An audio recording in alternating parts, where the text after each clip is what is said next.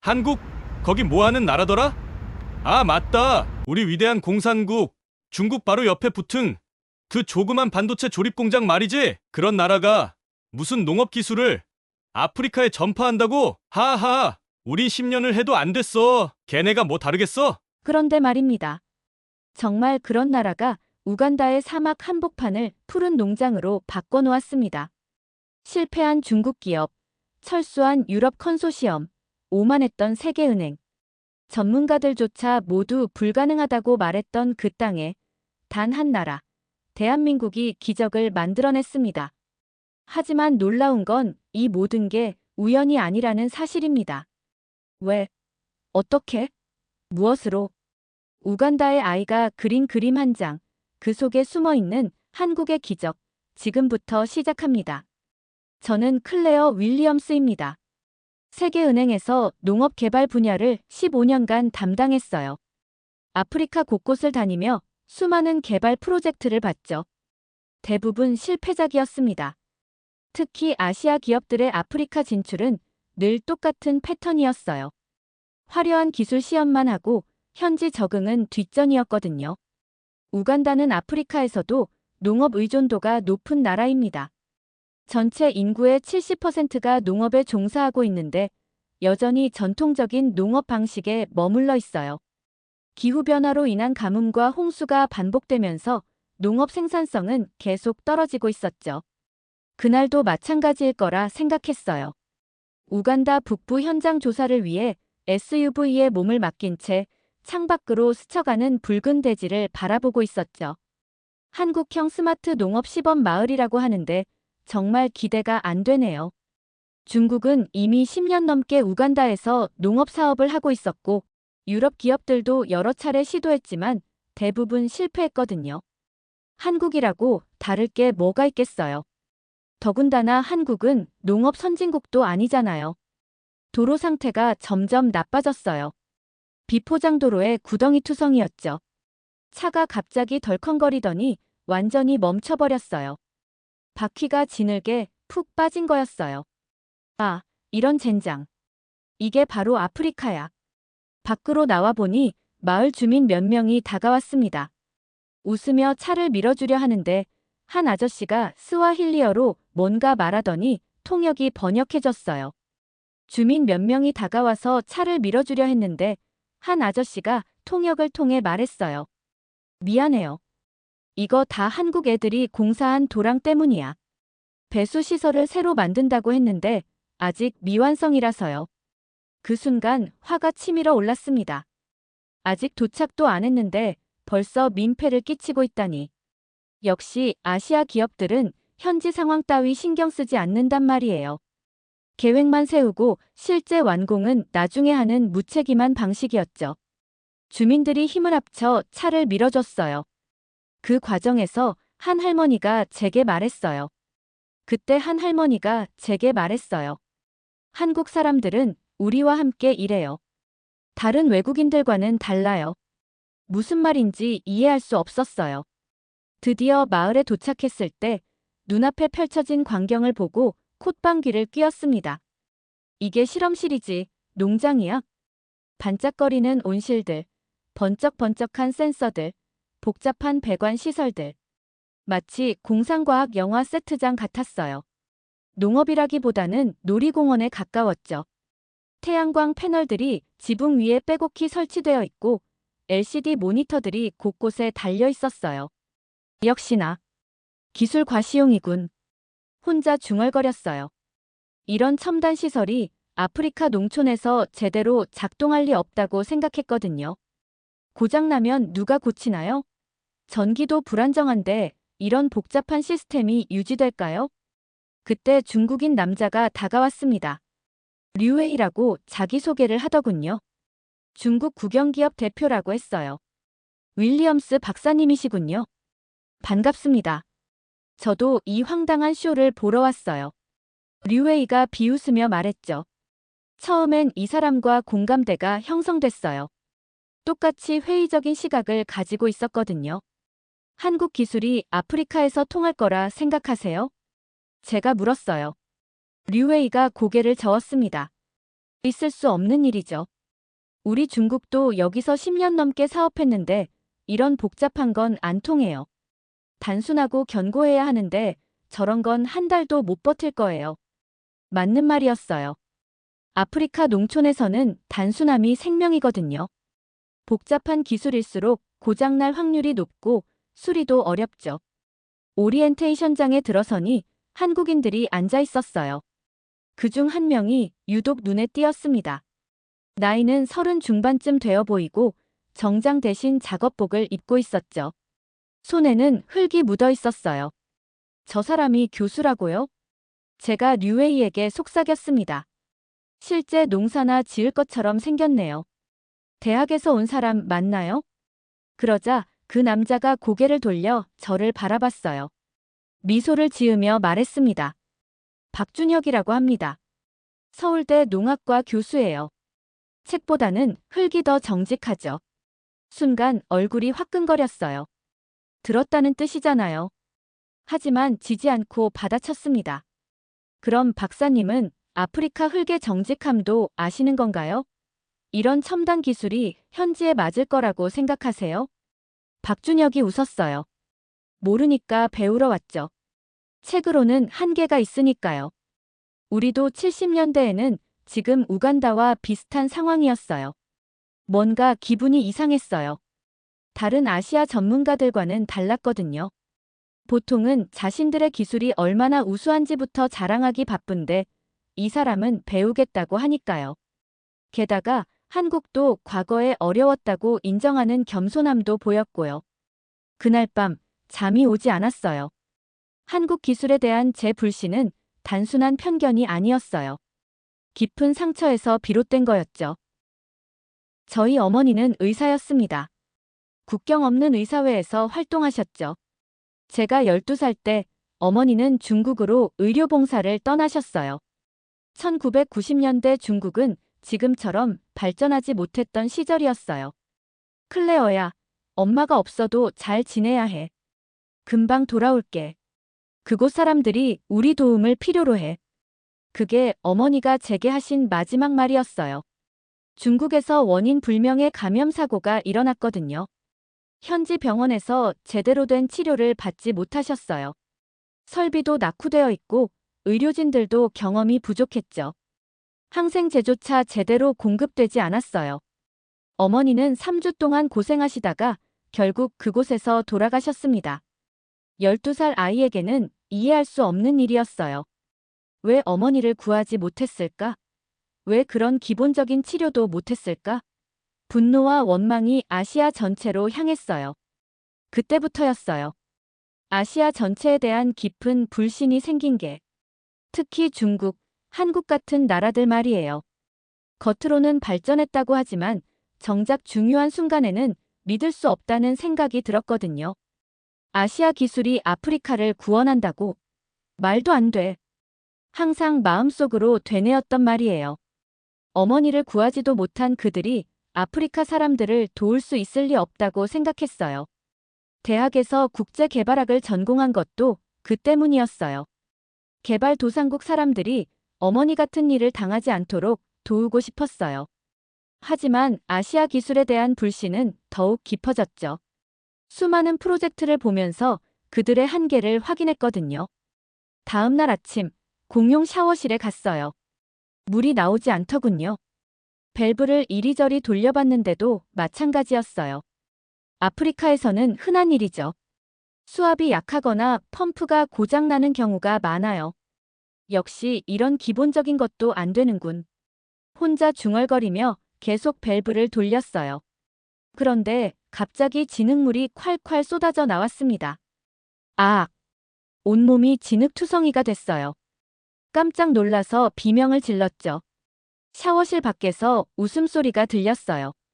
류웨이의 목소리였어요. 미안해요, 윌리엄스 박사. 수압 테스트를 하느라고 밸브를 잘못 조작했나 봐요. 고의였다는 게 확실했어요. 장난을 친 거죠. 화가 머리끝까지 올랐습니다. 아침부터 이런 장난이라니. 그때 노크 소리가 들렸어요. 괜찮으세요? 뭔가 문제가 있는 것 같은데. 박준혁의 목소리였어요. 수건을 들고 진심으로 걱정하는 표정이었어요. 한국 사람들은 다 이렇게 친절한가요? 글쎄요. 저희도 사람이니까 다 다르죠. 하지만 어려움에 처한 사람을 그냥 지나치지는 않아요. 우리 부모님 세대가 그렇게 살아오셨거든요. 부모님 세대요? 새마을 운동이라고 있었어요. 서로 돕고 함께 발전하자는 정신이었죠. 그때는 우리도 가난했거든요. 마음만으로는 안 돼요. 기술이 받쳐줘야 해요. 맞아요. 그래서 저희가 여기 온 거고요. 실질적인 도움이 되어야 해요. 다음 날 스마트 온실 시스템 시연이 있었어요. 이제 진짜 실력을 볼 때가 됐다고 생각했습니다. 온실안은 정말 인상적이었어요. 곳곳에 센서들이 설치되어 있고 모니터에는 실시간으로 데이터가 업데이트되고 있었죠. 토양 습도, 온도, pH 수치, 영양분 농도까지 모든 게 디지털로 표시되고 있었어요. 박준혁이 설명을 시작했어요. 이 시스템은 IoT 센서를 통해 토양 습도, 온도, 영양분 상태를 실시간으로 모니터링합니다. 데이터를 분석해서 자동으로 물과 비료를 공급하는 시스템이에요. 태양광 발전으로 전력을 공급받고 클라우드 시스템과 연결되어 있어서 스마트폰으로도 제어가 가능합니다. 클라우드 시스템이요? 제가 물었어요. 인터넷이 불안정한 아프리카에서 클라우드가 제대로 작동할까요? 좋은 지적이에요. 그래서 로컬 서버도 함께 운영하고 있어요. 인터넷이 끊어져도 기본 기능은 계속 작동하도록 설계했습니다. 현지 상황을 고려한 설계라는 점이 인상적이었어요. 하지만 여전히 의심스러웠죠. 그런데 갑자기 알람이 울렸어요. 센서에 오류가 생긴 거죠. 화면에 빨간 불이 깜빡거렸어요. 봐요. 결국 이런 식이잖아요. 저는 냉정하게 말했습니다. 복잡한 기계일수록 고장날 확률이 높아요. 아프리카에서는 단순한 게 최고예요. 이런 첨단 기술은 현실적이지 않아요. 류웨이도 거들었어요. 역시 예상했던 대로군요. 아시아 기술의 한계죠. 실험실에서는 완벽하게 작동해도 현장에서는 문제가 생기기 마련이에요. 박준혁의 표정이 어두워졌어요. 급하게 센서를 점검하기 시작했죠. 다른 한국 기술자들도 달려와서 문제를 해결하려고 했어요. 이상하네요. 어제까지는 정상적으로 작동했는데 박준혁이 센서 연결선을 하나하나 확인하기 시작했어요. 그런데 이상한 게 발견됐어요. 센서 연결선이 잘못 꽂혀 있었던 거예요. 이거 누가 건드렸나요? 이 연결선이 완전히 다른 포트에 꽂혀 있네요. 박준혁이 물었어요. 저희는 모두 고개를 저었죠. 아무도 건드리지 않았다고 했어요. 그때 류웨이가 당황하는 표정을 보였어요. 순간 깨달았습니다. 이 사람이 일부러 센서를 망가뜨린 거였어요. 죄송합니다. 제가 실수로.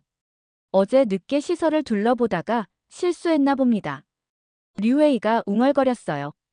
하지만 이미 늦었죠. 고의였다는 게 분명했어요. 연결선을 완전히 다른 곳에 꽂을 정도면 실수가 아니라 의도적인 방해였어요. 센서를 다시 제대로 연결하자 시스템이 정상 작동했어요. 모든 수치가 완벽하게 나타났죠. 토양 습도 85%, 온도 25도, pH 6.8. 모든 게 최적 범위 안에 있었어요. 순간 얼굴이 화끈거렸어요. 성급하게 판단했던 제 자신이 부끄러웠거든요. 기계는 거짓말을 안 하잖아요. 박준혁이 조용히 말했어요. 비꼬는 듯 하면서도 따뜻한 톤이었어요. 사람이 실수할 수는 있지만 데이터는 정직해요. 이 시스템은 지난 3개월 동안 99.2%의 정확도로 작동했어요. 3개월이요? 네. 실제로 파일럿 테스트를 먼저 진행했거든요. 그냥 가져다 놓은 게 아니라 현지에서 충분히 검증한 후에 확대한 거예요. 이것도 다른 아시아 기업들과 다른 점이었어요. 보통은 본국에서 개발한 기술을 그대로 들고 와서 적용하려고 하거든요. 시연이 계속되면서 더욱 놀라운 점들이 드러났어요. 이 시스템은 우간다의 기후 패턴을 학습해서 가뭄을 미리 예측하고 물 사용량을 조절했어요. 우간다는 건기와 우기가 명확해요. 그래서 우기 때 빗물을 저장하고 건기 때는 물을 아껴 쓰는 시스템을 만들었어요. 농식품 전시회에서 김치찌개 냄새가 났어요. 우엑, 이 냄새 뭐예요? 처음엔 불쾌했어요. 발효 음식 특유의 강한 냄새 때문이었죠. 서구 사람들에게는 익숙하지 않은 냄새였어요. 하지만 마을 사람들이 맛있게 먹는 모습을 보니 호기심이 생겼어요. 한 숟가락 떠서 입에 넣어봤죠. 예상과 달랐어요. 생각보다 깊은 맛이 있었어요. 매콤하면서도 개운했죠. 발효 과정에서 생긴 복합적인 맛이 혀끝에 퍼졌어요. 박준혁이 다가와서 말했어요. 맛있죠? 김치처럼 느끼했던 것도 익으면 달라집니다. 그 말을 듣고 뜨끔했어요. 지금 나한테 은유 쓴 거예요? 제가 물었어요. 박준혁이 웃었습니다. 그냥 김치찌개 얘기였는데요. 하지만 모든 음식이 그렇지 않나요? 처음엔 낯설어도 시간이 지나면 익숙해지고 나중엔 그리워지기도 하고요. 하지만 저는 알고 있었어요. 김치 이야기가 아니라는 걸. 저에 대한 이야기였다는 걸 말이에요. 마을 청년이 다가와서 말했어요. 이 한국 기술 정말 좋아요. 우리 아버지는 40년 동안 농사지었는데 이런 기술은 처음 봐요. 사흘째 되는 날 예상치 못한 일이 벌어졌어요. 갑자기 정전이 된 거죠. 우간다에서는 흔한 일이지만 이번엔 규모가 달랐어요. 뭐야? 왜 갑자기 전기가 나가지? 류웨이가 당황하며 소리쳤어요. 그의 첨단 농장 시설들이 모두 멈춰버렸거든요. 중국에서 가져온 최신 장비들이 한순간에 무용지물이 됐어요. 다른 전력 기반 농장들도 마찬가지였어요. 온실의 환풍기가 멈추고 자동 급수 시스템도 작동하지 않았죠. 유럽 기업이 설치한 시설들도 똑같았어요. 이거 큰일인데요. 마을 이장이 걱정스럽게 말했어요. 정전이 이틀만 계속돼도 작물들이 다 죽어버려요. 특히 지금은 건기라서 물 공급이 중단되면 정말 위험해요. 모든 사람들이 절망적인 표정을 지었어요. 우간다의 전력 사정은 매우 불안정해요. 전체 인구의 28%만이 전력을 공급받고 있고 농촌 지역은 더욱 열악하죠. 정전이 며칠씩 계속되는 경우도 흔해요. 그런데 이상한 게 있었어요. 한국 농장만은 여전히 작동하고 있었던 거예요. 어떻게 된 거예요? 태양광 발전 시스템이에요. 낮에 모은 에너지를 배터리에 저장해뒀거든요. 72시간까지 독립 운영이 가능해요. 박준혁이 설명했어요. 정전을 예상하고 설계한 거예요? 아프리카의 전력 사정이 불안정하다는 건 누구나 아는 사실이잖아요. 그래서 자립적인 시스템을 만들었어요. 더 놀라운 건 물 관리 시스템이었어요. 중력을 이용한 급수 방식도 함께 갖추고 있었어요. 물탱크를 높은 곳에 설치해서 전력이 없어도 물이 공급되도록 했어요. 그날 저녁 전기가 나간 상태에서 촛불을 켜고 김치찌개를 나눠 먹었죠. 아이들이 한국 농장 주변에서 뛰어놀고 있었어요. 다른 곳은 어둠에 쌓였는데 그곳만 환하게 불이 켜져 있었거든요. 우리 마을에 빛이 있어요. 한 아이가 말했어요. 단순히 전기가 있다는 게 아니라 희망이 있다는 의미로 들렸어요. 박준혁이 옥상에서 전력시설을 점검하고 있었어요. 어둠 속에서 위험한 작업을 하고 있었죠.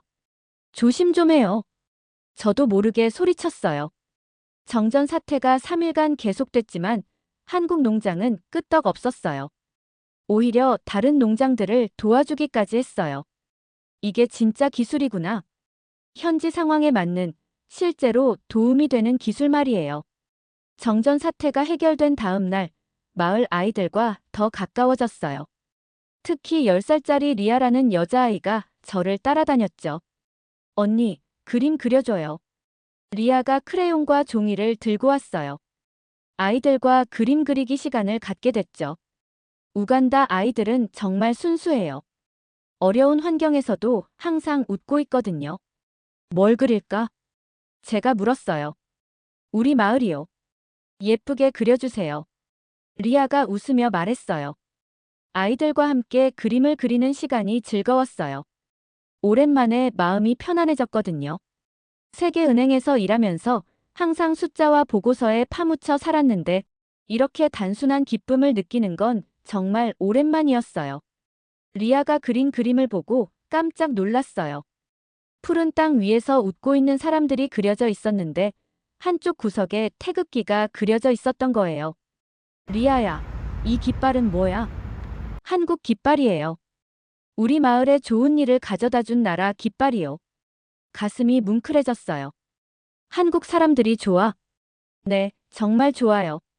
박준혁 아저씨는 우리에게 농사 짓는 법도 가르쳐주고 우리 말을 배우려고 해요. 루간다어로 외발레, 기반대를 배웠어요. 그리고 한국 아저씨들은 우리와 함께 일해요. 땀도 같이 흘리고요. 그때 바람이 불어 리아의 그림이 쓰레기통에 떨어졌어요. 아, 내 그림. 다른 어른들은 새로 그리라고 했지만 저는 그럴 수 없었어요.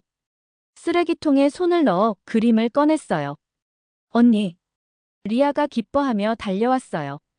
그림을 깨끗하게 닦아서 리아에게 돌려줬어요. 이 그림, 언니에게 줄게요. 언니가 우리를 좋아하게 됐으니까요. 그때 박준혁이 다가왔어요.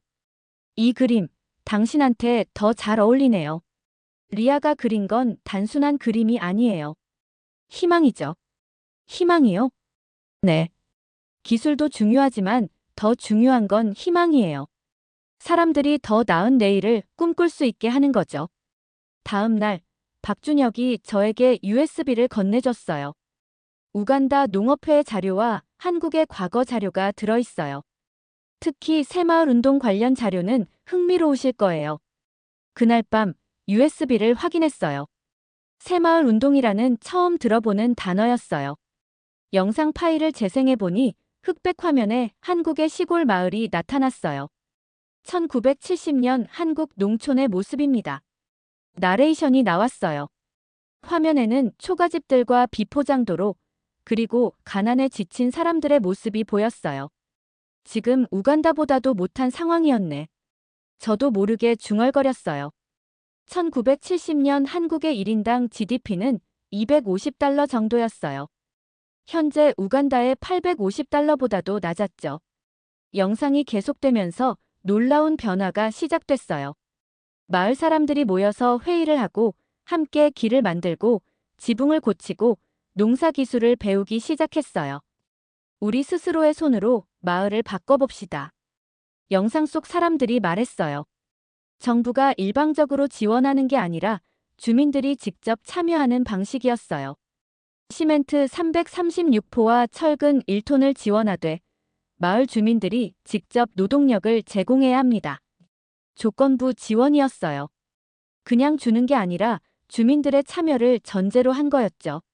몇 년 후의 모습은 완전히 달랐어요.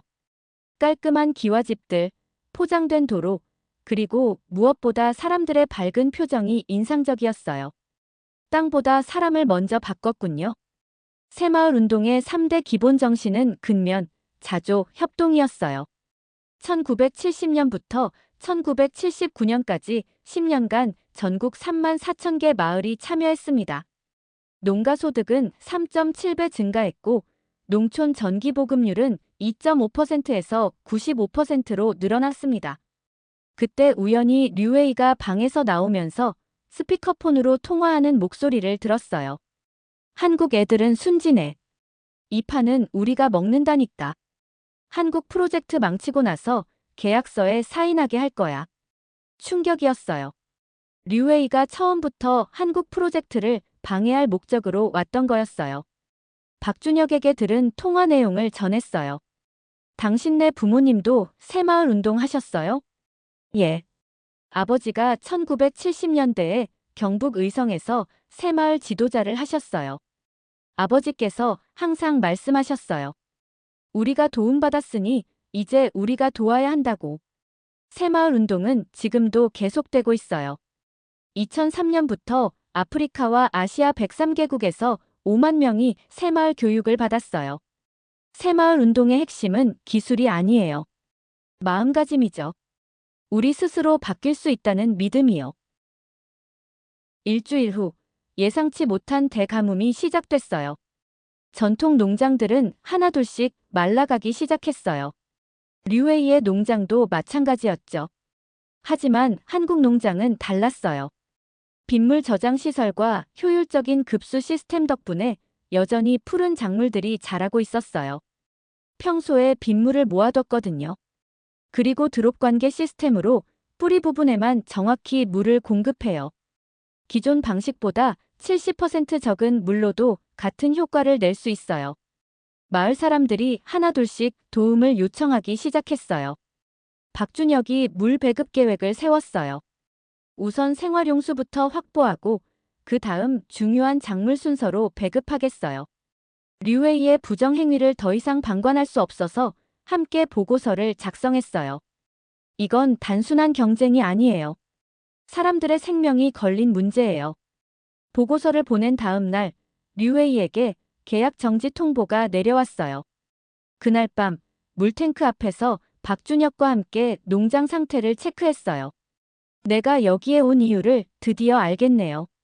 편견 때문에 보지 못했던 것들을 보게 됐어요. 당신이 변했어요. 그게 제일 놀라운 기술이에요. 가뭄이 3주 동안 계속됐지만 한국 시스템은 끝까지 버텨냈어요. 그리고 다른 농장들까지 도와줬죠. 한 달 후 저를 서울 시상식에 초청한다는 소식이 전해졌어요. 새마을 운동을 우간다형 모델로 재해석한 공로를 인정한다고 하네요. 서울에 도착했을 때의 놀라움은 연속이었어요. 인천공항에서부터 체계적인 다국어 서비스, 정확한 교통 시스템, 깨끗한 한강까지. 50년 만에 이렇게 바뀔 수 있구나. 호텔에서 배달앱으로 주문한 음식이 30분도 안 되어 도착했어요. 카페의 무료 와이파이는 정말 빨랐고 사람들이 자리를 맡을 때 핸드폰을 그냥 두고 가는 모습도 신기했어요. 한국에서는 괜찮아요. 아무도 남의 물건 안 가져가요. 시상식장에서 준비한 연설문이 물에 젖어버렸어요. 하지만 마음을 가다듬고 진심을 말하기로 했죠. 무대에 올라서서 마이크 앞에 섰어요. 처음 우간다에 갔을 때 저는 한국 기술을 믿지 않았습니다. 하지만 가뭄을 겪으면서 깨달았습니다. 우리가 심은 건 기술이 아니라 희망이었어요. 새마을 운동이 가르쳐준 건 기술이 아니라 마음가짐이었어요. 우리 스스로 바뀔 수 있다는 믿음 말이에요. 이제 우리가 한국입니다. 도움을 받는 나라가 아니라 함께 만들어가는 파트너 말이에요. 한국의 새마을 운동은 끝나지 않았습니다. 지금도 전 세계에서 계속되고 있어요. 시상식이 끝나고 박준혁을 만났어요. 서울에 오면 연락하실래요? 묻지 마세요. 대신 기다려주세요. 제가 확신이 설 때까지요. 기다릴게요. 얼마든지. 며칠 후 우간다로 돌아갔어요. 리아가 공항에서 저를 기다리고 있었어요. 언니, 서울은 어땠어요? 아름다웠어. 하지만 우간다가 더 좋아. 언니, 우리도 언젠가 한국처럼 발전할 수 있을까요? 당연하지. 우리에게는 한국이 있잖아. 한국 기술만이 아니라 한국 정신도 있고요. 리아의 그림처럼 이제 저도 푸른 땅 위에서 웃을 수 있게 됐어요. 편견의 벽을 허물고 진짜 희망을 찾은 거죠. 한국과 우간다. 두 나라가 만들어가는 새로운 이야기가 시작됐어요. 새마을 운동의 정신이 아프리카 대지에서 다시 꽃 피우고 있었어요.